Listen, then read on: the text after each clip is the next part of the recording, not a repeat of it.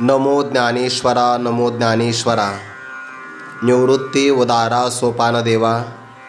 मुक्ताबाई नमो त्रिभुवन पावनी। आद्यत्रयजननी देवांची जयांचे केलिया स्मरण। होय सकळ विद्यांचे अधिकरण।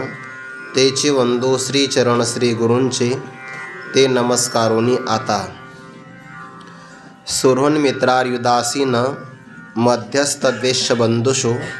साधुष्वपीच पापेषु समबुद्धिर्विशिष्यते। मग तयाची दृष्टी अधमोत्तम असे किरीटी। काय परिसाची कसवटी वानिया कीजे। ते जैसी निर्वाण सुवर्णची करी। तैसी जयाची बुद्धी चराचरी। होय साम्यची उजरी निरंतर। कैवल्य साम्राज्य चक्रवर्ती विश्वमौली ज्ञानोबाराय सकल ब्रह्मनिष्ठ गुरुजनांच्या परमकृपेने श्री भगवती ज्ञानेश्वरीच्या 6व्या अध्यायाचा विचार आपण करत आहोत। या 9व्या क्रमांकाच्या श्लोकाच्या चिंतनाला प्रारंभ करण्यापूर्वी ज्याने आपलं अंतःकरण जिंकून घेतलेलं आहे, जो प्रशांता त्याला परमात्माच प्राप्त होतो। आणि अशा पुरुषाला प्रारब्ध कर्माच्या वैचित्र्यामुळे अनुकूल किंवा प्रतिकूल प्रसंग जीवनामध्ये अनुभवाला जरी आले, सुखाचे किंवा दुःखाचे प्रसंग जरी आले किंवा मान अपमान जरी झाला, तरी ज्याचं परोक्ष आणि अपरोक्ष ज्ञानामुळे अंतःकरण परिपूर्ण तृप्त झालेलं आहे, आता या पलीकडे जाणण्यासारखं काहीच नाही, जो निर्विकार आहे, विशेष प्रकारे आपल्या सर्व इंद्रियांना ज्याने जिंकून घेतलेला आहे, ज्याच्या समोर प्रारब्ध बलामध्ये मातीचा ढेकूळ आला, दगडही आला आणि सुवर्ण जरी आलं तरी या सर्वांना तो समान दृष्टिकोनातून पाहतो, तेव्हा त्या पुरुषाला युक्त योगी असं म्हटलं जातं। समलोष्टाश्म कांचनः। ज्ञानोबारांनी यामध्ये परिष्कार करत असताना माती आणि सोनं यांची समान तुलना केली आहे, पण समोर आला होता दगड, त्या दगडाच्यासाठी ज्ञानोबारांनी रत्न पण आणलेलं आहे, पण ते रत्न सामान्य रत्न नाही। पाहता पृथ्वीचे मोल थोडे, ऐसे अनर्घ्य रत्न चोखडे। देखे दगडाचे नि पाडे निचाड ऐसा। जड पदार्थाचं वर्गीकरण करत असताना जड जडातला भेद समाप्त केलेला आहे। दगडाला आणि रत्नाला काठिण्य जर पाहिलं तर दोन्हीमध्ये समान आहे, पण किंमत दगडाची कमी आहे, रत्नाची मात्र अनर्घ्य, ज्याची मूल्यता होत शकत नाही, असा असणारा जरी रत्नाचा भाग असेल तरी पण तो ज्ञानी महात्मा पाहत असताना त्या जडाजडातला भेद समाप्त करून एक रूपाने त्यांना पाहतो। माती आणि सोनं यांनाही समान पाहतो, हा जडाजडातला भेद निघून गेला आहे। आता त्या महात्म्याच्या समोर जीवाचे अनेक प्रकार येऊ शकतात। सामान्यपणे या 9व्या क्रमांकाच्या श्लोकामध्ये 9 प्रकार आलेले आहेत। जगामध्ये वावरत असताना काल आपण थोडासा विचार केला, अनेक प्रकारचे स्वभावाने संपन्न असणारे मनुष्य आपल्याला भेटतात आणि त्या मानवाला पाहिल्यानंतर काहींच्या विषयी आपला अनुकूल भाव असेल तर आपलं त्याविषयी प्रेम जडतं, काहींच्या विषयी प्रतिकूल भाव असेल तर आपोआप काहीही न करता आपल्या अंतःकरणामध्ये द्वेष भावना निर्माण होते आणि परिणाम आपल्या चित्ताची प्रसन्नता राहत नाही। मनुष्याला कायम वाटतं की आपण प्रसन्न असावं, समाधानी असावं, आपल्या चित्ताची प्रसन्नता कधी ढळू नये। ज्याच्या चित्ताची प्रसन्नता कधी ढळत नाही तो कायम सुखी असतो।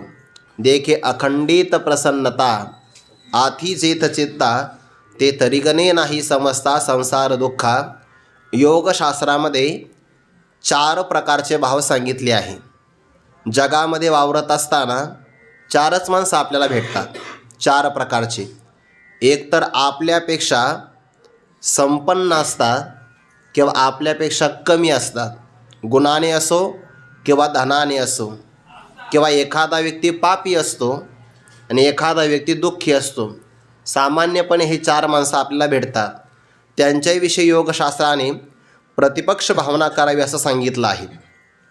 आपल्यापेक्षा एखादा समृद्ध व्यक्ती असेल, समृद्ध, आपल्यापेक्षा विद्वान आहे, धनाने संपन्न आहे, गुणांनी श्रेष्ठ आहे, असा जर असेल तर त्याच्याविषयी आपण मित्रत्व संपादन करावं.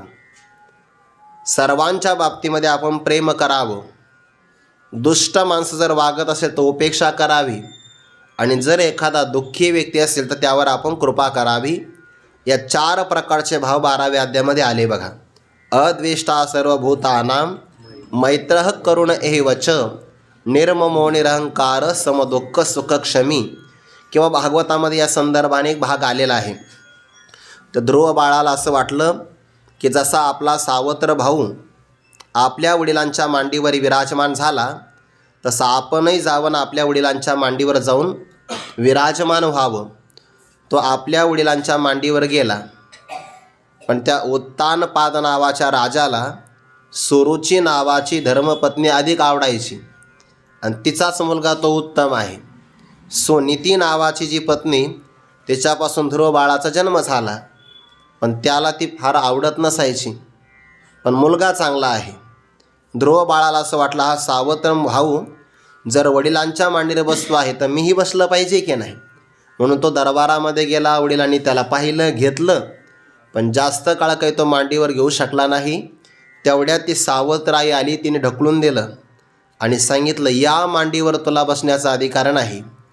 जर या वडिलांच्या मांडीवर बसायचं असेल तर वनामध्ये जा, भगवंताची आराधना कर आणि भगवंताच्या प्रसादाने असं वरदान मागून घे की तो माझ्या उदरी जन्माला आला पाहिजे.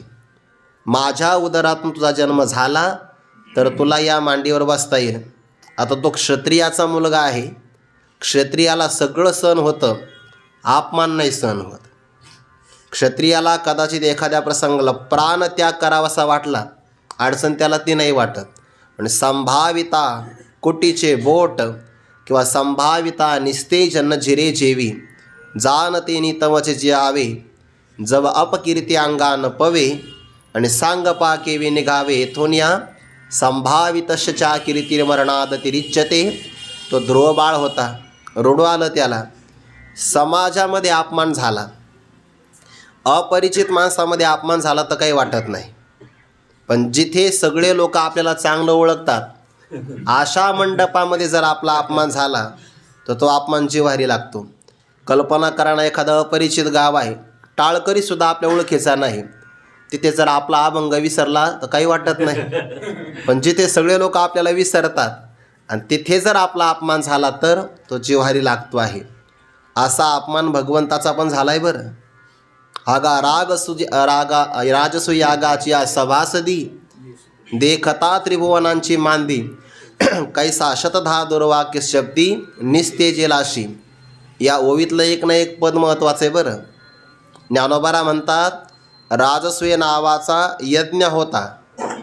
तो यज्ञ धर्मराजाचा असल्यामुळे त्रिभुवनातल्या सगळ्या महत्त्वाच्या लोकांना आमंत्रण दिलं होतं. सगळे लोक जमा झाले. बहुधा असं होतं एखाद्या कार्यक्रमाकरता लोक येतात, पण महत्त्वाच्या कार्यक्रमाला सगळे हजर नसतात. समजा कार्तिकी सोहळ्यामध्ये लोक प्रत्येक धर्मशाळेमध्ये येतात, पण सगळेच कीर्तनाला हजर नसतात. काय काय आळंदीमध्ये पाहायला भेटतं म्हणून सगळेजण फिरायला जातात. फक्त एकच कार्यक्रम आहे ज्याला सगळे हजर राहतात.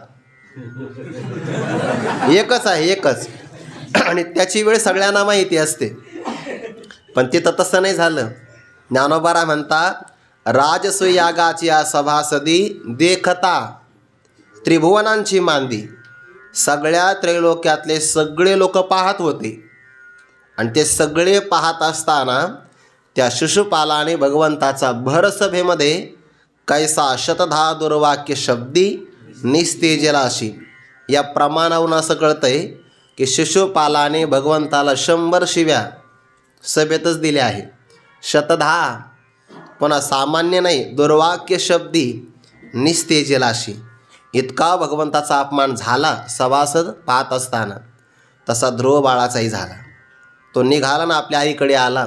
क्षत्रिय बाळ आहे, डोळ्यातून अश्रू प्रवाहित होतात, श्वासाचा वेग वाढलेला आहे, छातीचे ठोके वाढलेले आहे, कंठ सदगदित झाला आणि अशा प्रसंगामध्ये तो आईकडे आला. तोपर्यंत त्याच्या आईला सुनीतीला ती बातमी कळाली होती. तिने सांगितलं बाळा, सावत्र आईने तुला जो उपदेश केला ना तू तसंच आचरण कर. ध्रुव बाळाची आई आहे तिने बदला घ्यायचा नाही सांगितलं. सावत्राने उपदेश काय केला? वनात जा आणि भगवंताची आराधना कर. याला उच्चतम अंतकरणाचं लक्षण म्हणतात. सामान्य जर आई असती तर म्हणली असती धर चाकू घे, बघून घेऊ पुढचं काय होतं ते. पण ते ध्रुव बाळाची आई आहे. उपदेश केला, वनातच जा आणि तपश्चर्या कर. नारद महर्षींनी ते पाहिलं. 5 वर्षाचं बाळ आहे आणि वनात निघालं तपश्चर्याला. नारदांनी त्याची परीक्षा करायचं ठरवलं. बाळा तुझं वय किती? म्हणे 5 वर्ष. आणि एवढ्या वयात तू आळंदीला आपलं तपश्चर्याला चालला? हां, अरे उतार वयात परमार्थ करायचा असतो. हे तुझं वय आहे का? जा घरी, असं बऱ्याचदा म्हणतात. आणि हेच वाक्य लोक ध्यानात ठेवतात की भागवतात सांगितलंय नारद आणि ध्रुव बाळाला उतार वयात परमार्थ करायचा, लहानपणात करायचा नाही. असं नाही बरं, ही परीक्षा आहे. बऱ्याच प्रकारे समजावून सांगितलं. आणि तिथला एक श्लोक फार महत्त्वाचा आहे. नारदजी असं म्हणतात की हे ध्रुव बाळा, या प्रसंगाने तुझा अपमान झाला असं आम्हाला वाटत नाही. का बरं? कारण मनुष्याने कसं वागावं? गुणाधिकान मुदम लिप्सेत अनुक्रोशम गुणाधमात मैत्रीम समानादन विच्छिन्न तापैरभिभूयते. हा श्लोक फार महत्त्वाचा आहे. नारदजी ध्रुव बाळाला असं म्हणतात, गुणाधिकान, आपल्यापेक्षा एखाद्याचे गुण जर अधिक असेल, गुणाधिकान मुदम, आपण आनंदी राहिलं पाहिजे. माझ्यापेक्षा तुझी प्रगती जास्त आहे ना, मला जे करता नाही आलं ते तू करून दाखविलं. आपल्यापेक्षा गुण जर अधिक असेल तर मनुष्याने त्याचे अधिक गुण बघून आनंदी राहिलं पाहिजे. अनुक्रोशम गुणाधमात, आपल्यापेक्षा एखादा व्यक्ती गुणांनी कमी असेल तर त्याला सांभाळून घेतलं पाहिजे, त्याच्यावर आपण दया करावी. आणि आपल्या समान ज्याचे गुण असतील त्याच्याविषयी आपण मैत्री करावी. मैत्रीम समानात अनविच्छेन, असं जर केलं तर न तापैरभिभूयते, तो व्यक्ती कोणत्याही दुःखाने पराभूत होत नाही. आपल्यापेक्षा अधिक गुण असेल तर आनंद वाटावा, कमी असेल तर दया करावी, आणि समान गुण असेल तर मैत्री करावी. याला अंतःकरणाचं व्यवस्थापन म्हणतात. अंतःकरणाची प्रतिपक्ष भावना म्हणतात योगशास्त्रामध्ये. प्रेम, मैत्री, कृपा आणि उपेक्षा. सर्वावर प्रेम, गुणवान असेल तर मैत्री, दुष्टांची उपेक्षा आणि बाकी दुःखितावर कृपा करावी. 4 भाव घ्या प्रतिपक्ष भावना, किंवा भागवतामध्ये आलेला हा 3 प्रकारचा विचार घ्या. असं जो वागतो त्याला कधीही दुःख अनुभवाला येत नाही. आपलं तसं नाही होत. आपल्यापेक्षा गुण अधिक असेल तर आपण त्याची निंदा करतो. आपल्यापेक्षा गुण कमी असेल तर आपण त्याची चेष्टा करतो. आणि आपल्याबरोबर जर एखादा असेल तर आपण त्याची स्पर्धा करतो, मत्सर करतो बघा. आणि त्यामुळे व्यक्ती परमार्थामध्ये येऊनसुद्धा बऱ्याचदा समाधानी राहत नाही. गुण अधिक असेल तर निंदा करतो, म्हणून शोधतो काहीतरी की हा नेमका कुठं चुकतो आहे. अधिक गुण असेल तर निंदा, कमी असेल तर मग चेष्टा करणार, दुसरंच काहीतरी सांगणार. आणि बरोबरीच असेल, बरं स्पर्धाही करताना मनुष्य संकोची स्पर्धा करतो. 10वीचा विद्यार्थी जर असेल आणि जर तो अ तुकडीमध्ये राहत असेल तर त्याची स्पर्धा ब तुकडीशी नसते. आपल्याच वर्गातले जेवढे विद्यार्थी तेवढं त्याचं संकोचित जग असतं. स्पर्धा करायची तर मग महाराष्ट्रातल्या सगळ्या विद्यार्थ्याबरोबर केली पाहिजे. पण तो तिथं नाही करत. त्याचं स्वतःचं एक परीख ठरलेलं आहे. बस पंचक्रोशीतच आपला दबदबा आहे, त्याच्या पलीकडे नाही. स्पर्धा करताना मनुष्याचं क्षेत्रसुद्धा संकुचित असतं. अ तुकडीतला असेल तर अ तुकडीच्या विद्यार्थ्याबरोबर, बरं त्याच्यामध्ये सुद्धा तो मागच्या असणाऱ्या बाकावर स्पर्धा नाही करत. आपल्या बरोबरीचे जे असतील, ज्याचा आणि आपल्या सारखेच गुण मिळतात त्याची स्पर्धा करतो मनुष्य. त्याला असं वाटतं आपल्यापेक्षा पुढं कोणी जाऊ नये. अरे मग जसं तुला वाटतं आपल्यापेक्षा पुढं कोणी जाऊ नये, तसं दुसऱ्यालाही वाटतं तू पुढं जाऊ नये. हे सगळं ठरलेलं आहे. उलट आनंद वाटला पाहिजे. गुणाधिकान मुदम लिप्सेत अनुक्रोशम गुणाधमात मैत्रीम समानादन विच्छिन न तापैरभिभूयते, असा तिथला भागवतातला श्लोक आला. जशी योगशास्त्रामध्ये प्रतिपक्ष भावना आली तोच प्रकार याही श्लोकामध्ये आला. जो निरपेक्ष आपल्याला उपकार करतो त्याला सुहृद म्हणतात. तो वना आला याचे लागी, जे बैसावे पितयाचे आवसंगी, की तो चंद्र सूर्यादी काम परिश जगीश लाग्य केला, ना तरी मधुवनी ध्रुवासे केले, जैसे कपोल शंखे शिवतले, आणि वेदांची यही मती ठेले, ते लागला बोलो. ज्ञानोबा म्हणतात तो वनात आला, त्याला माहिती नव्हतं काही. 5 वर्षाच्या बालकाला काय माहिती आहे. तपश्चर्या केली, नारदाने त्याचा निश्चय पाहिला. हे जेव्हा सांगितलं ना श्लोक, मैत्री करावी, आनंद वाटावा, दया करावी, तो म्हणला मी क्षत्रिय आहे, मला प्रवचन नका सांगू, मला ते सांगा ज्यामुळे मला चांगल्या प्रकारचं स्थान मिळेल. मग त्याचा निश्चय पाहून त्याला मधुवनामध्ये जायला सांगितलं. भागवतामध्ये साधना आली बघा. ध्रुव बाळाने पहिल्या महिन्यात साधना करत असताना 3 दिवसाच्या अंतराने एकदाच फक्त कवट आणि बोर नावाचे फळं खाल्ली. 3 दिवसांनी एकदाच खायचे. महिन्यातून किती होईल? 10. 3 दिवसाच्या अंतराने. आपण एका दिवसात 10 वेळा खातो. ध्रुव बाळाच्या आपली कशी काय बरोबरी होईल? पहिल्या महिन्यामध्ये 3 महिन्याने फळं, दुसऱ्या महिन्यात 6 दिवसाच्या अंतराने झाडावून पडलेली पानं, तिसऱ्या महिन्यामध्ये 9 दिवसाच्या अंतराने जलप्राशन, चौथ्या महिन्यात 12 दिवसाच्या अंतराने एकदा श्वास. 5 वर्ष आणि 5-6 महिने एवढ्याच कालावधीमध्ये भगवंताची आराधना. एवढ्याच कालावधीमध्ये म्हणजे काल जर असेल योग्य तर 5 वर्षातही भगवत प्राप्ती होते. किंबहुना 1 तास जरी असेल तरी होते. 1 तास उरला खटवांगरायासी, नाही काळ वेळ तया लागी. तो वनात आला होता वडिलांच्या मांडीवर बसण्यासाठी. पण भगवंताने विचार केला, बालक आहे, याला जर याच्या मनाप्रमाणे दिलं तर हा संतुष्ट होईल, पण लोक आपल्याला नाव ठेवतील. देवाला सुद्धा कळालं नाही म्हणे. काय दिलं? अगो अल्प दिलं. त्यापेक्षा असं ठिकाण दिलं की बाकी सगळे बदलतात, पण ध्रुवाची जागा मात्र अजिबात बदलत नाही. म्हणून जुन्या काळामध्ये जे नावीनं प्रवास करायचे की नाही, ते रात्रीच्या प्रसंगाला ध्रुव ताऱ्याकडे बघायचे. याला म्हणतात खगोल विज्ञान. कारण ध्रुव तारा कधीही जागा सोडत नाही, तो आढळ आहे, आणि त्याच्यावरून आपल्या दिशेचं अनुमान करायचं. किंवा आजही सप्तऋषी जर आपण पाहिले आकाशामध्ये असतात बघा, यावरून अनुमान करून रात्रीचा समुद्रातला प्रवास करायचा. हल्लीच्या काळ आता ते आलं आहे होका यंत्र वगैरे. विमानामध्ये पण ते असतं, नावेमध्ये पण असतं होका यंत्र. जुन्या काळात मात्र ते असायचं ध्रुव बाळ. यासाठी उदाहरण सांगितलं. निरपेक्ष उपकार करणारा सुहृद असतो, स्नेहवश आपल्यावर प्रेम करणारा मित्र. अरी म्हणजे अपकार नाही केला तरी अपकाराच्या मोबदल्यामध्ये अपकार आपल्यावर करतो, त्याला शत्रू किंवा अरी म्हणतात. उदासीन, 2 पैकी कोणती बाजू स्वीकारत नाही, असाच राहतो. मध्यस्थ, ज्याला दोन्हीचं हित समान व्हावंसं वाटतं. द्वेष, अपकार केला तर अपकार करतो, त्याला द्वेष्टा म्हणतात. बंधू, सहोदर, प्रेमबंधनाने आपल्यावर उपकार करणारा. शास्त्रानुसार आचरण करतो त्याला साधू म्हणतात, आणि शास्त्रनिषिद्ध आचरण करत असेल तर त्याला पापी म्हणतात. हे सगळे मानवाचे प्रकार आहे. या पलीकडे जगतामध्ये मानवाचे प्रकार नाहीत. काहींच्या जीवनामध्ये हे 9च्या 9 प्रकार येतात, काहींच्या जीवनामध्ये कमी जास्त येत असतील, पण सगळे एवढेच लोक आहे जगामध्ये. साधू आहे कोणी तर कोणी पापी आहे.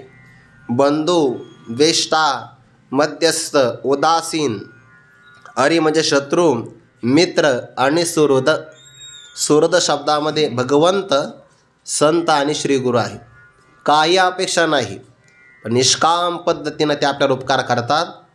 आणि सगळे प्रकार जरी आले तर तो महात्मा सर्वांच्या विषयी ब्रह्मबुद्धी किंवा समबुद्धी धारण करतो, आणि तो विशेष प्रकारचा योगी आहे. बहुतेक त्यामध्ये आणखीन एक पाठ आहे, समबुद्धी विमुच्यते, असा एक पाठभेद आहे बघा गीतेमध्ये. ऐसा अपकारिया तुझा उपकार, तो अपात्री ही परिउदार, दे दान म्हणून दारवंठेकार, जाहलासी बळीचा. ऐसा अपकारिया तसा उपकार. देवावर अपकार केला तरी देव उपकार करतो. त्या भृगु ऋषीने काय केलं होतं? लत्ता प्रहार केला, श्रीवत्सलांछन हृदयावर धारण केलं. मग शिशुपालाने शिव्या दिल्या, त्याचाही देवाने उद्धार केला. असे जे अपकारी आहे त्याच्यावर देव उपकारच करतो. समबुद्धी विशिष्यते, त्यावरच आपण बरंचसं चिंतन पाहिलं. मीची विश्वाईसा जयाचा बोध झाला, संपूर्ण विश्व मीच आहे. एक वेळेस आपण चिंतन केलं होतं की साधकाचा जर ब्रह्मभाव प्राप्त झाला तर त्या ब्रह्मभावामध्ये त्याच्या स्वतःची स्वरूपाचीच त्याला व्यापकत्वाने येते. जगातले सगळे पदार्थ अंगाने तो झालेला असतो. याचा अनुभव आपल्याला स्वप्नामध्ये येतो. जेव्हा जीवाला स्वप्न पडतं, ते स्वप्न कंठामध्ये असणारी पुरीतत नावाची नाडी आहे आणि त्यामध्ये आपलं मन क्षणभर प्रवेश करतं, तर आपल्याला सगळा स्वप्न प्रपंच अनुभवाला येतो. स्वप्नाचा विचार वेदामध्ये पण आलेला आहे. स्वप्नामध्ये आपण जे पदार्थ पाहतो ते प्रतीतीला येणारे पदार्थ नवीन उत्पन्न झालेले असतात. एखादा व्यक्ती 10x10च्या खोलीमध्ये झोपलेला आहे, दिवा त्याने बंद केलेला आहे, म्हणजे अंधारामध्ये अल्प जागेमध्ये झोपलेला आहे. आणि स्वप्न जेव्हा तो अनुभवितो किंवा स्वप्न त्याला दिसतं, त्या काळामध्ये त्याला सूर्यप्रकाश उजाडलेलं दिसतं किंवा व्यापक असणारं एखादं गाव त्याला दिसतं. कंठामध्ये एवढं गाव काही मावू शकत नाही. याचा अर्थ ते योग्य देशकालापासून निर्माण होतात. ते खोटे आहे हा भाग सोडून द्या, पण स्वप्नातले पदार्थ बाहेरचे नसतात, ते अंतरीच नवीन निर्माण होतात. हा सिद्धांत महत्त्वाचा आहे. मग ते अंतरी निर्माण होतात, तर त्या पदार्थाच्या रूपाने कोण झाला? तर शास्त्रकाराचं म्हणणं असं आहे, ज्याला स्वप्न दिसतं तो स्वप्न पाहणाराच स्वप्नस्थ पदार्थांच्या रूपाने नटलेला असतो किंवा झालेला असतो. शास्त्रीय प्रक्रियेमध्ये त्याला भाग असा आहे, मिथ्या पदार्थांचा द्रष्टा हाच त्याचं उपादान कारण असतो. म्हणजे मुख्य कारण तोच असतो. त्या उपादान कारणाची व्याख्या गुरुवारे मारुती बाबा सांगत असतात. ज्याचा कार्यात प्रवेश असतो आणि ज्याच्याशिवाय कार्य राहत नाही त्याला उपादान कारण असं म्हणतात. माती हे घटाचं उपादान कारण आहे, कारण मातीचा घटात प्रवेश आहे आणि माती वाचून घट राहू शकत नाही, म्हणून माती हे त्या घटाचं काय आहे? उपादान कारण आहे. कुंभार निमित्त कारण आहे. आणि बाबा सांगत असाल, बरं एखाद्या प्रसंगाला कुंभार जर घटात जाऊन बसला तर तरीसुद्धा तो निमित्त कारणच आहे, उपादान कारण नाही. कारण जुन्या काळातले रांजणं मोठे असायचे. एखादा कुंभार ज्याचा कार्यात प्रवेश असतो गेला रांजणामध्ये तरीसुद्धा तो निमित्त कारणच होईल, उपादान कारण होणार नाही, असं त्याचा अर्थ आहे. थोडक्यात भाव, स्वप्नस्थ पदार्थ मिथ्या, त्या मिथ्या पदार्थाला पाहणारा द्रष्टा हाच त्याचं उपादान कारण आहे. म्हणून जाग झाल्यानंतर जे स्वप्न आपण पाहिलं ना, ते स्वप्न आपणच त्या रूपाने अनेकत्वाला प्राप्त झालेला असतो. मग आपल्या जीवाची अविद्या जर स्वप्नस्थ नवीन सृष्टीला निर्माण करू शकते, तर तेच असणारा अविद्या जगताच्या रूपाने का बरं नटू शकत नाही? म्हणून मीची विश्व ऐसा जयाचा बोध झाला, हा व्यापक त्याचा बोध आहे. आणि या बोधामध्ये संपन्न झाल्यानंतर मग, हा शब्द महत्त्वाचा आहे. या मग शब्दाला फार मोठी किंमत आहे. मीची विश्वायसा जयाचा बोध झाला, मग तयाची दृष्टी. आता विश्व जर मीच आहे, तर माझ्यामध्ये अधम आणि उत्तम असा विभाग करता येईल का? करता येणार नाही.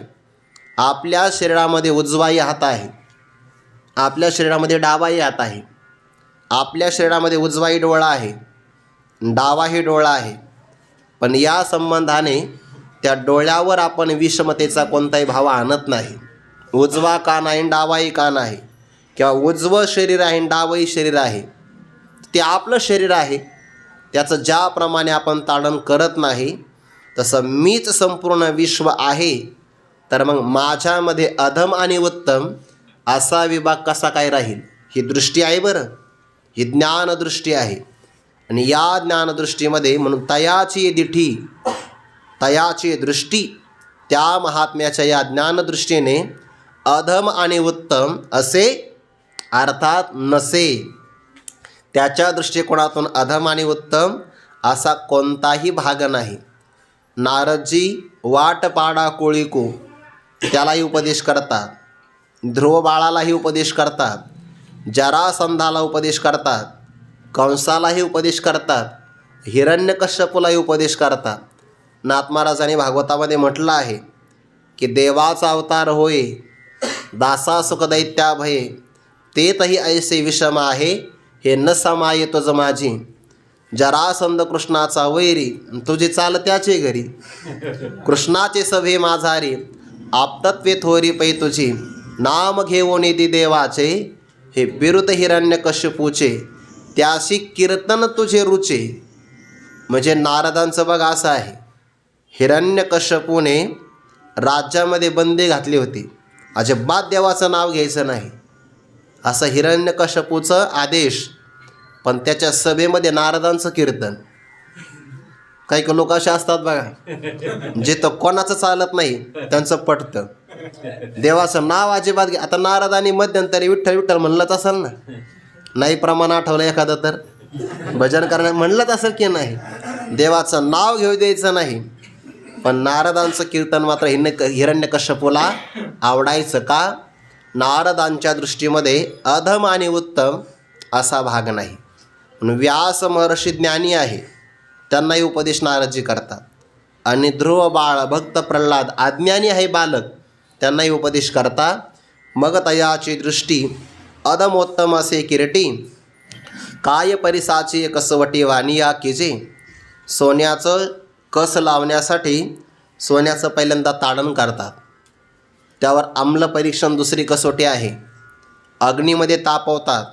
सगळ्यात शेवटची कसोटी तशी तर अग्नीतलीच आहे, कारण अग्नीमध्ये हिनकस भाग जळाला की शुद्ध 100 नंबरी सोनं प्राप्त होतं. पण त्याही अगोदर कधीकधी पितळाची कडी असतात आणि त्यावर सोन्याचा मुलामा दिलेला असतो.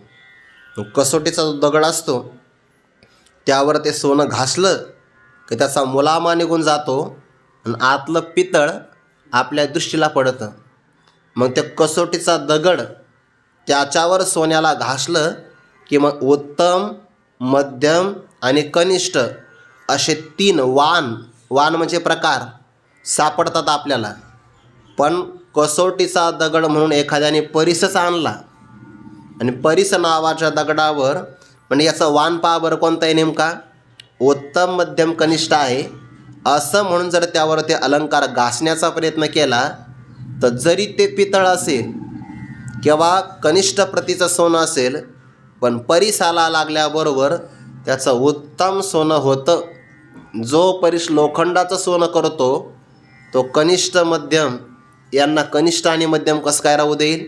म्हणून काय परिसाची कसवटी वानिया कीजे, परिसाच्या दगडाच्या कसोटीवर आपल्याला सोन्याचे प्रकार करता येईल का? नाही.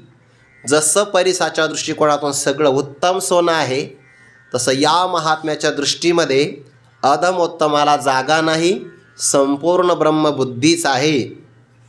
याच परिसाचं थोडंसं विस्तार ज्ञानोबाऱ्या पुढे करतात. ते जैसी ते नाम ते परिसाची कसवटी.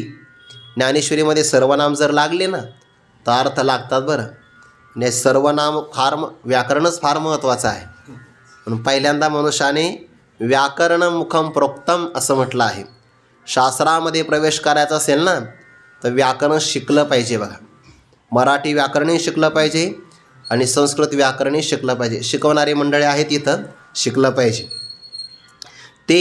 ते नाम कोण, पण सर्वनामाने कोण घ्यायचं तर ते परिस कसवटी. जैसी निर्वाण सुवर्णची करी, तैसे जयाची बुद्धी चराचरी, होय साम्यची उजरी निरंतर. ते नाम ती परिसाची कसवटी, जैसी ज्याप्रमाणे. आता एक निर्वाण शब्दाचे एक अर्थ फार गोड आहे बघा. निर्वाण शब्दाचा ब्रह्मनिर्वाणम रुच्छती असं म्हटलं आहे की नाही. निर्वाण म्हणजे शेवटची अवस्था असंही म्हटलं आहे. आणि या प्रसंगामध्ये निघून गेलेला आहे. वाण म्हणजे प्रकार, ज्याच्यातून प्रकार निघून गेला आहे म्हणजे भेद निघून गेला आहे. फक्त एकच भाग राहिला त्याला निर्वाण, त्याला म्हणतात शुद्ध, एक, स्वच्छ. निर्वाण सुवर्णची करी. निर्वाण सुवर्ण म्हणजे शेवटचं सोनं असाही अर्थ घ्या, किंवा ज्यामध्ये आता उत्तम, मध्यम, कनिष्ठ वाण नाही त्याला म्हणतात निर्वाण. ते परिसाची कसवटी ज्याप्रमाणे सुवर्णची करी. वर्ण म्हणजे रंग आणि सुनाम चांगला, चांगला रंग त्याला सुवर्ण म्हणतात. सर्वात चांगला रंग आहे सोन्याचा. त्यातला एक भाग असा आहे, ज्याला चांगला रंग प्राप्त व्हायचा असेल असं म्हणतात सुवर्ण अलंकार धारण केला पाहिजे, एक का होईना. काही काही लोकांच्या हातामध्ये असते बघा अंगठी वगैरे, किंवा कानात बाळी असते, किंवा काही काही धातूची पण एक चिकित्सा सांगितलेली आहे. आपण जे पाणी प्राशन करतो की नाही, तांब नावाचं धातू आहे. त्या पात्रामध्ये जर पाणी टाकलं तर जंतू पाण्यातले नष्ट होतात आणि शुद्ध पाणी आपल्याला प्राशन करायला मिळतं. दररोज जर आपण तांब्याच्या पात्रातलं पाणी पिलं दररोज फक्त एक वेळा तर काही हानी होत नाही. पण जर दिवसभर तुम्ही पाणी पित राहिलात तांब्यातलंच पाणी तर 3 महिने प्यायला पाहिजे. 15 दिवस सुट्टी द्यायची, पुन्हा चालू करायचं. नाही तर मग तांब्याचं प्रमाण शरीरामध्ये जास्त होऊ शकतं. अशी त्यातली चिकित्सा आहे. तांब्याचे गुण काही काही त्याच्यामध्ये मिसळतात. म्हणून पाणी पित असताना एकतर मातीच्या मडक्यातलं, नाहीतर मग तांब नावाचं धातू त्यातलं पिलं पाहिजे. आणि सुवर्ण कलश असेल तर मग पाहायचं कामच नाही.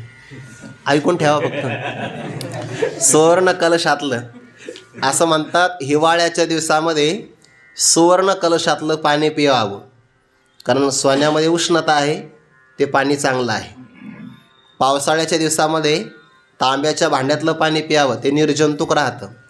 आणि उन्हाळ्यामध्ये मातीच्या मडक्यातलं पाणी प्यावं. आता मातीचं मडकण तांबा आपल्याला सोपं आहे, मग सोनं तर कठीण आहे. मग तांब्याचंच भांडं पण त्याला नाव सोनं द्यायचं वरून. तेच आपण काय करू शकतो, समाधान आहे. किंवा एखाद्या असणाऱ्या पात्रामध्ये सोन्याचा अलंकार जरी टाकला, सोन्याचा अलंकार त्यामध्ये ठेवायचा आणि ते पाणी प्राशन केलं तर त्या पाण्याला सुद्धा काही ना काहीतरी सोन्याचे गुण लागतातच, असं ते धातू चिकित्साचा अर्थ आहे. पण ऐकून ठेवा फक्त, नाहीतर मग सोन्याचा कलश जर आणला तर पाठ बंद व्हायचा. ते जैसे निर्वाण सुवर्णाची करी. सोन्याचा कळस आलाय ना, कुठं आलाय? ज्ञानेश्वरीमध्ये.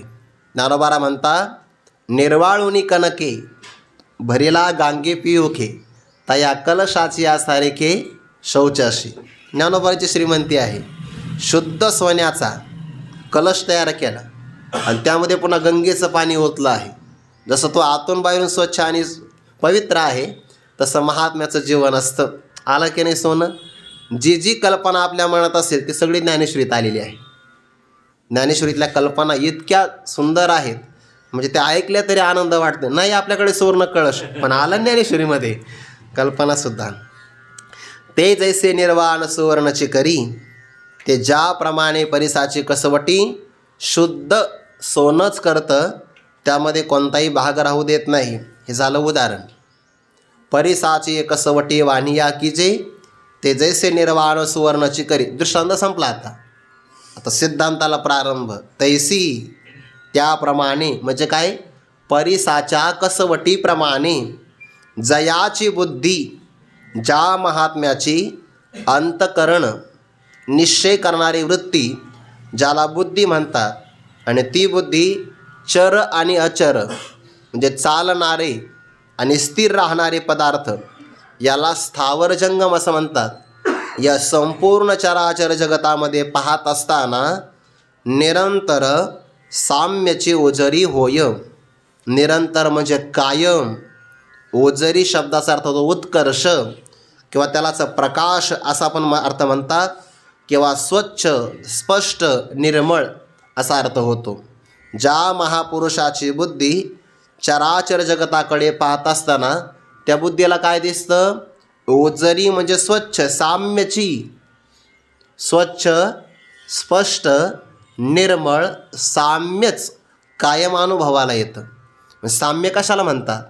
सम शब्द हा ब्रह्मवाचक आहे आणि त्या ब्रह्म स्वरूपाची असणारी विद्यमानता, सत्ता, भाव, त्याला साम्य म्हणतात. आपल्याकडे काही काही शब्द हे भाववाचक पद्धतीनं दाखवले जातात. द शूर असेल तर शौर्य, धीर असेल तर धैर्य. तसं सम असणारं ब्रह्म आणि त्याची विद्यमानता भाव सांगण्याकरता साम्य. ज्या महापुरुषाची बुद्धी स्पष्ट म्हणजे काय माहिती आहे का, प्रतिबंधरहित. समजा आता सूर्य उगवलेलाच आहे पण सूर्य स्पष्ट नाही आपल्याला. का? कारण सूर्यावर आता सध्याला ढगांचा पडदा आहे, आभाळ आलेला आहे की नाही आता. मग आता काय झालं, सूर्य उगवला आहे, सामान्य प्रकाश आहे, पण ढगांच्यामुळे आच्छादित झाल्यामुळे स्पष्ट सूर्य आपल्याला दिसत नाही. तसं ब्रह्मस्वरूपाचा अनुभव घेत असताना व्यष्टी अंगाने देहाचा पडदा आहे आणि समष्टी अंगाने जगाचा पडदा आहे. पण या महापुरुषाची बुद्धी अशी आहे की जेव्हा तो देहाकडे पाहतो तेव्हा त्याला ब्रह्म अनुभवाला येतं आणि जगाकडे पण पाहतो तर त्याला स्पष्ट, निर्मळ, प्रतिबंधरहित कायम ब्रह्मच अनुभवाला येतं. हे त्याचे शुद्ध बुद्धी आहे. या उपाधी माझी गुप्त, चैतन्यासी सर्वगत, ते तत्वज्ञ संत स्वीकारती, असा त्यांचा भाव आहे. ते जैसे निर्वाण सुवर्णची करी, तैसे जयाची बुद्धी चराचरी. पदार्थाला पाहते ती. श्रीमद भागवतामध्ये असा एक श्लोक आला आहे. तो कुठे कुठे काय काय पाहतो.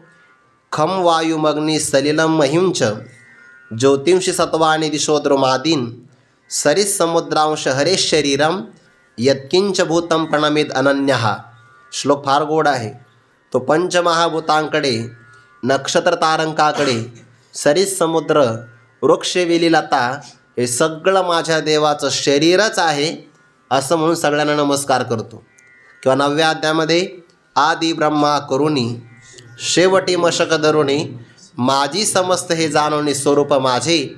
मग वाळ धाकुटे न म्हणती, सजीव निर्जीवने नती, देखिले वस्तू उजलून टीती, मीचे म्हणोनी.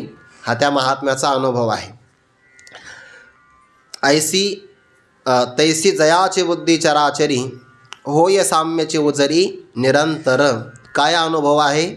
ऐसा ज्याचा अनुभव विश्वदेव सत्यत्वे, देवतया जवळी असे, पापनाशे दर्शने विष्णुमय जद. वैष्णवांचा धर्म, भेदाभेद भ्रम अमंगळ, ऐकाजी तुम्ही भक्त भागवत, कराल ते हित सत्य करा. काय अनुभव आहे? जे नाम कारण, जे ते विश्वाळंकाराचे विसुरे, जरी आहाती अनाने आकारे, तरी घडले एकचे भांगारे परब्रह्मे. ऐसे जानणे जे बरवे, ते फावले तया आघवे, मनोनी आहाच वाहाचे न झकवे, येणे आकार चित्रे. या 2 ओव्यांचा एकत्र विचार आहे. महात्मा फसविला जात नाही. सामान्यपणे आपण आकाराला फसतो आहे. आकार पाहिले की आपल्याला भीती वाटते किंवा कधी कधी आसक्ती जडते. पण महापुरुषाची दृष्टी अशी आहे की वरच्या आकाराने ते फसविले जात नाही. ज्याची वरवर दृष्टी असते ना त्याला आहाच दृष्टी म्हणतात. तो आकारालाच पाहतो, निराकार तत्वाला पाहत नाही. आपण कुंभारवाड्यामध्ये गेलो तर आपण मातीच्या आकाराला पाहतो, त्यातली माती नाही पाहत. हात लावतो मातीला आणि म्हणतो हा घट आहे. किंवा सुवर्णकाराच्या दुकानात आपण गेलो तर आपण अलंकाराला पाहतो, त्यातलं सोनं पाहत नाही. सोनार मात्र सोनं पाहतो. एका व्यक्तीला व्यापारामध्ये फायदा झाला. दत्ताची मूर्ती तयार केली 1 किलो सोन्याची. दुसऱ्या वर्षी जास्त फायदा झाला, त्याने दत्ताच्या पाठीमागे गाय तयार केली 2 किलोची. आता पहिल्या वर्षी फायदा कमी झाला, मूर्ती कशी मोडावी, त्यामुळे त्याने ती मूर्ती नाही मोडली. पण मग गाय 2 किलोची तयार केली. पण दिवस बदलतात, सारखे काही दिवस राहत नसतात. दुष्काळ आला, आता ही मूर्ती मोडल्याशिवाय पर्याय नाही. दृष्टांतापुरतीच मोडायची बरं, मला मूर्ती मोडण्यात तात्पर्य नाही आहे असं त्याचा अर्थ घ्या. तो गेला बाजारामध्ये, म्हणजे आपण आता मूर्ती मोडणी करू, झालेलं कर्ज फेडून टाकू. गेला दुकानदाराकडे. दुकानदाराकडे म्हणजे सोनाराकडे गेला. त्या सोनाराला विचारल्याचा भाव काय होईल. आता मलाही भाव माहिती नाही जसं सोन्याचा. समजा आपण 1 किलोचा 1 कोटी भाव घेऊ, सध्याला एक कल्पना म्हणून, असेल नसेल मला माहिती नाही. मग त्याने सांगितलं आहे बघा, दत्ताचा भाव 1 कोटी, गाईचा 2 कोटी. कळतं काय तुम्हाला? हा कोणाला म्हणू लागला? सोनाराला. अहो म्हणे दत्तप्रभू आहे आणि गाय पशु आहे. तुम्ही जर म्हणले असते गायची 50 लाख किंमत, मी काही नसतं म्हटलो, काय हरकत नाही. पण तुम्ही कमीत कमी समान किंमत नाही कमी केली पाहिजे का नाही? तर तुम्ही दत्तांची 1 कोटीची किंमत सांगता आणि गायची 2 कोटी. कळतं तुम्हाला काय? ते तुला काही कळतं का? मी मूर्तीच्या आकाराकडे पाहत नाही, मी त्यातलं सोनं पाहतो आहे.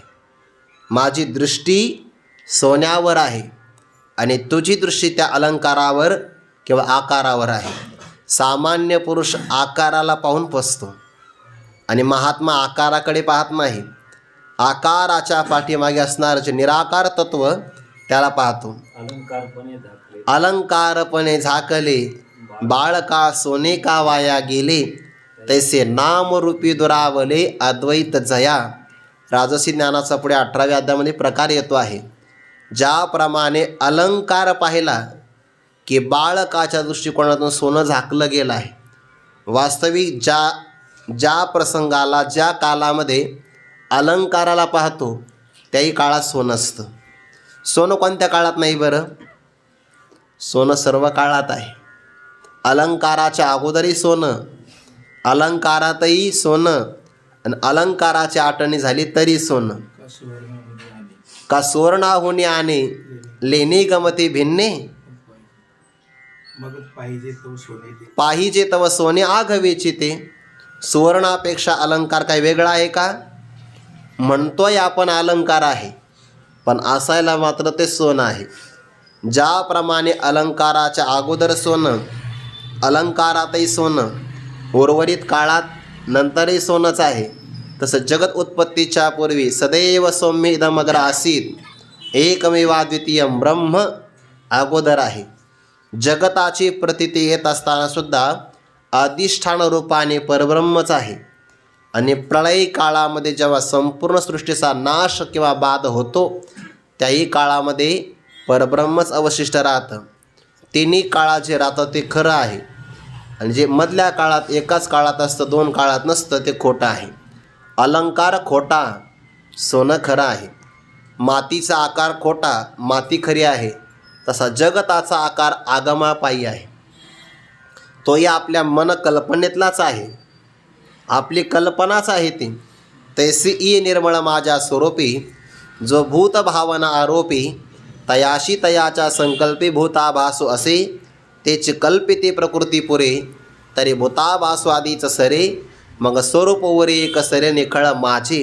ही खरी दृष्टी आहे आणि या दृष्टीला ब्रह्मदृष्टी असं म्हणतात. उदाहरण ज्ञानोबार देतात. विश्व हे अलंकार आहे, अलंकार, आणि विसूर्य म्हणजे पसारा किंवा विस्तार. जो विश्व नावाच्या अलंकाराचा विस्तार आहे, जरी आहाती आनाने आकारे, या अलंकाराचे आकार भिन्न भिन्न आहे. एक अलंकार ब्रह्मदेवाचा आहे, विश्वातला एक अलंकार ब्रह्मदेवाचा आहे, तर एक अलंकार जीवाचा आहे. जीव सामान्य आहे, ब्रह्माद्यास्तंभपर्यंता सगळे प्राण्यांचे आकार आहे. विश्वाच्या अलंकाराचे जरी विस्ताराचे अनेक प्रकारचे आकार असतील, जरी आहाती आनाने आकारे, पण कोणापासून निर्माण झाले, तरी घडले एकची भांगारे परब्रह्मे. परब्रह्म नावाचं सोनं आहे. मातीमध्ये पडल्यानंतर ज्याची माती होते त्या लोखंडाला भंगार म्हणतात, भंगार. आणि मातीमध्ये हजारो वर्ष जरी राहिलं तरी ज्याला मातीचा कलंक लागत नाही म्हणून त्याला भांगार म्हणतात. एवढा फरक आहे बरं एका याचा. एकच काना आहे पण अर्थात एवढा फरक आहे. भंगार, भांगार. भांगार म्हणजे काय? सोनं, सोनं. आणि इथलं सोनं कोणत्या योगीमध्ये? परब्रह्म हे सोनं आहे. आणि या एका सोन्यापासून हे सगळे अलंकार तयार झालेले आहे. घडले एकच परब्रह्म नावाचं सोनं, आणि त्यापासून अलंकार भिन्न भिन्न तयार झाले. मग अलंकाराची आठवणी होत असते का सोन्याची? अलंकाराची होते. सोन्याची आठवणी होत नाही. ज्या काळात आपण अलंकार पाहतो त्याही काळात ते सोनं असतं. तसं ज्या काळामध्ये आपण जगताला पाहतो त्याही काळात ते परब्रह्मच आहे. फक्त तशी दृष्टी यावी लागते आणि तशी दृष्टी आली की मग त्याचा आणि जीवजीवाचा जीवजडाचा हा सगळा भेद निघून जातो. ज्ञानोबा म्हणतात ही दृष्टी आली की मग ऐसा ज्याचा अनुभव विश्वदेव सत्यत्वे मी वासुदेव तत्वता जग नोहे हा अवघा जनार्दन जागता जगदेव राखा काही भाव. दोन प्रकारची भावना आहे, दृष्टी आहे. एक आहे आत्मदृष्टी, मीच ब्रह्म आहे, आणि दुसरा भाव आहे जगत ब्रह्म आहे. मी वासुदेव तत्वता ही आहे ब्रह्मबुद्धी, आणि वासुदेव सर्वमिती समहात्मा सुदुर्लभा यामध्ये जगाच्या संबंधाने ब्रह्मदृष्टी. ऐसे जाणणे जे बरवे ते फावले तया आघवे म्हणून आहाच वाहाचे न झकवे येणे आकार चित्रे. ज्ञानोबराय या जाणण्याला, कोणतं जाणणं? संपूर्ण विश्व हा अलंकार, याचा आकार जरी भिन्न भिन्न असेल तर एकाच परब्रह्म तत्वापासून यांची निर्मिती झाली. आता ही निर्मिती होत असताना यातला बारकावा भाग असा आहे की असंग असणारं परब्रह्म जे जगताचं कार्य आणि कारण नाही. असंगो ही अयम पुरुषाः, परब्रह्म असंग शुद्ध आहे. उपाधी वेगळी तुम्ही निर्विकार, काहीच संसार तुम्हा नाही. म्हणजे शुद्ध परब्रह्मापासून जगत निर्माण होत नाही. माया जड आहे, जड मायेपासूनही काही निर्माण होऊ शकत नाही.